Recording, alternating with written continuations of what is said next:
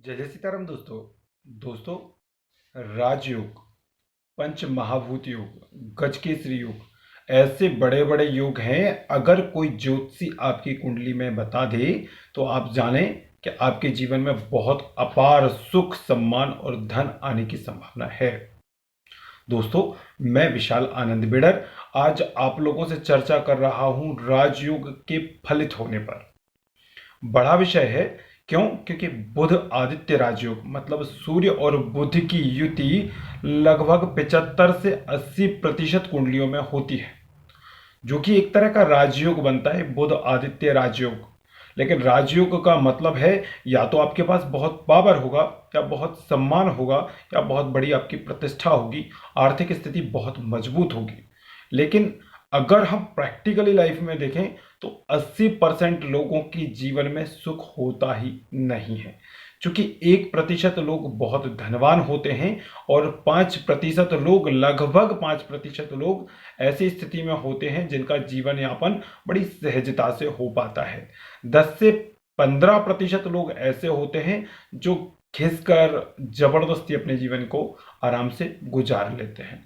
लेकिन इसके बाद जीवन में केवल और केवल समस्या होती है। लेकिन ज्योतिष में सूर्य और बुध की युति लगभग 75 से 80% कुंडलियों में होती है। तो फिर 75 से 80% कुंडलियों में बुध आदित्य राजयोग का फलित होना आवश्यक है। अर्थात अगर ज्योतिष की भाषा को हम सहजता से समझने की कोशिश करें तो 75 से 80% लोगों का सफल होना आवश्यक है। लेकिन ऐसा नहीं देखा जाता। तो इसका मतलब यह है कि कहीं ना कहीं हमारी जानकारी अधूरी है। दोस्तों, सूर्य के साथ शुक्र और बुध लगभग ज्योतिष में आगे पीछे ही चल रहे होते हैं। तो सूर्य और शुक्र की युति भी लक्ष्य में राजयोग बनाती है, और सूर्य और बुध की युति भी राजयोग बनाती है। अर्थात तीनों भी अगर साथ में हैं या कोई दो साथ में है तो राजयोग फलित होता है। लेकिन 80% लोग सफल नहीं हैं। इसके पीछे मूल कारण पर अब हम चर्चा करते हैं। दोस्तों, केवल दो ग्रहों का मिल जाना युति राजयोग बना सकती है। लेकिन क्या उन दो ग्रहों की युति या उनका जो स्थान है या उनकी जो राशियां हैं वह भी शुभ भाव की स्वामी हैं? क्या उन पर दृष्टि शुभ ग्रह की हो रही है? क्या सूर्य के साथ बुध वक्री तो नहीं, अथवा सूर्य के साथ बुध युति करके अस्त तो नहीं हो गए? इन सभी बातों की जानकारी ही आपको बता सकती है कि राजयोग कितना फलित होगा। साथ में एक बात और जरूरी, महादिशा अंतरदिशा, अंतरदिशा में तो बुध और सूर्य की युति यानी अंतर आ ही जाएगा। लेकिन क्या महादिशा सूर्य और बुध की आ रही है?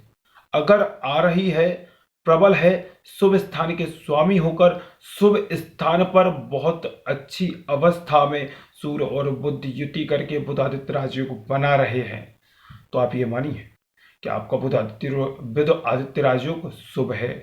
अगर इनकी अर्थात सूर्य और बुध की महादिशा आपके जीवन में आ रही है तो यह मानिए कि यह समय आपके लिए राजयोग फलित का है। मानिए कि आपके सूर्य और बुध बहुत मजबूत अवस्था में हैं, लेकिन सूर्य या बुध की महादिशा आपके जीवन काल में नहीं आ पा रही है, तो शुभ राजयोग भी पूरी तरीके से फलित नहीं होगा। मैं केवल बुध आदित्य राजयोग पर चर्चा इसलिए कर रहा हूं क्योंकि ये लगभग 80% लोगों की कुंडली में होता है। अगर मैं बात करूं गजकेसरी योग की, मैं कहूं पंच महाभूत राजयोगों बनाने वाले योगों की, तो इनकी चर्चा पर भी इन बातों का विशेष ध्यान रखना होगा। समझ रहे हैं ना आप कि अगर आपकी कुंडली में योग बनाने वाला ग्रह और उसकी राशि शुभ अवस्था में है और वह आपके जीवन काल में अपनी महादिशा के साथ चल भी सकता है, तो यह मानिए वह आपके जीवन का सर्वोत्कृष्ट समय होगा। और ऐसा बुध आदित्य राज योग पाए जाने वाली योग की कुंडलियों में केवल 2% लोगों के साथ ही हो पाता है। अर्थात 78% लोगों की कुंडली में बुध आदित्य राजयोग फलित पूर्णता नहीं होता।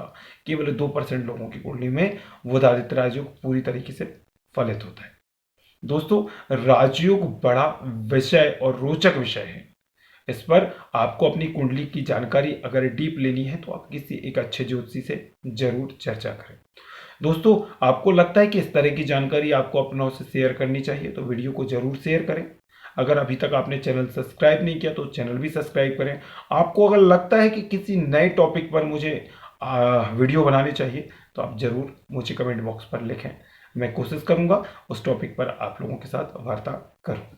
जय जय सीताराम दोस्तों।